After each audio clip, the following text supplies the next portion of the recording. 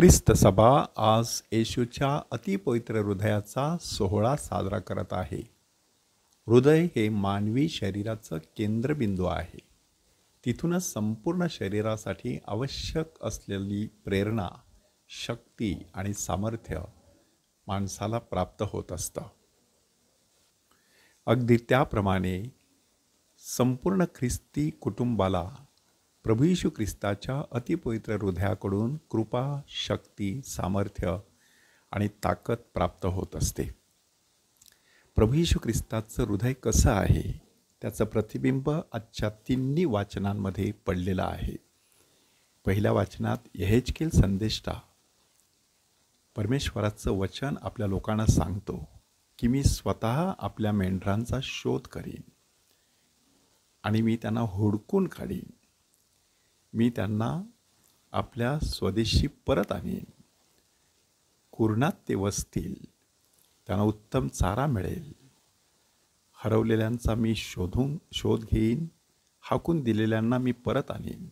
घाळ्यांना पट्टी बांधीन, रोग्यांना बळ देईन. अशा प्रकारे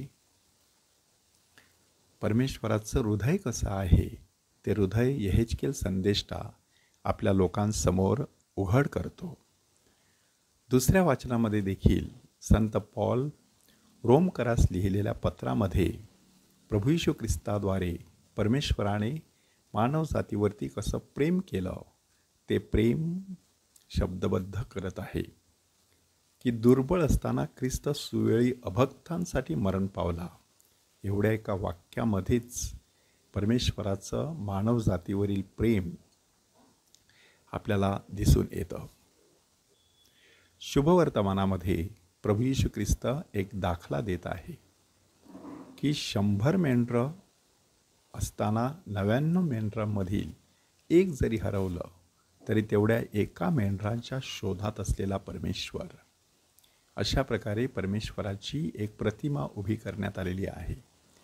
ह्या तीनही वाचनांचा सारांश एकच आहे की परमेश्वराचं हृदय संपूर्ण मानवजातीसाठी प्रेमाने काठोकाठ भरून ओसंडून वाहत असतं आणि त्याचं जितं जागतं प्रतीक म्हणजे प्रभू येशू ख्रिस्ताचं अतिपवित्र हृदय. प्रभू येशू ख्रिस्ताची प्रतिमा, त्याच्या हृदयाची प्रतिमा आणि पवित्र मरीच्या निष्कलंक हृदयाची प्रतिमा पुष्कळ घरांमध्ये आपल्याला पाहायला मिळते. ह्या दिवसांमध्ये मुद्दाम त्या प्रतिमांकडे बारकाईने पाहायचं. काय दिसतं आपल्याला तिकडे?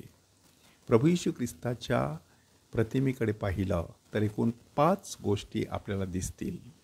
तिथे हृदय आहे, तिथे क्रूस आहे, तिथे ज्वाला आहे, तिथे मुकुट आहे आणि त्या हृदयाला जखम झालेली आहे. ह्या सगळ्यांचा अर्थ काय? सर्वप्रथम ते हृदय आहे प्रभू येशू ख्रिस्ताचं.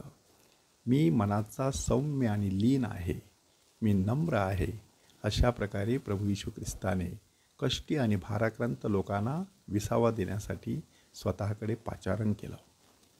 अशा प्रकारचं येशूचं हृदय.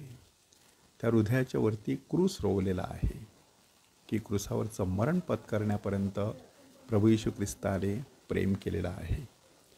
प्रभू येशू ख्रिस्ताने काठेरी मुकुट धारण केलेला आहे म्हणून त्या हृदयाभोवती मुकुट गुंफलेला दिसतो.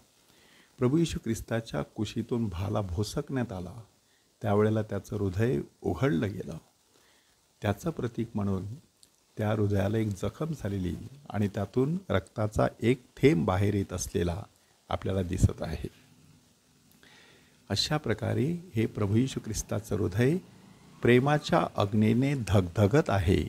अशा प्रकारचं चित्र आपल्याला त्या प्रतिमेमध्ये पाहायला मिळतं.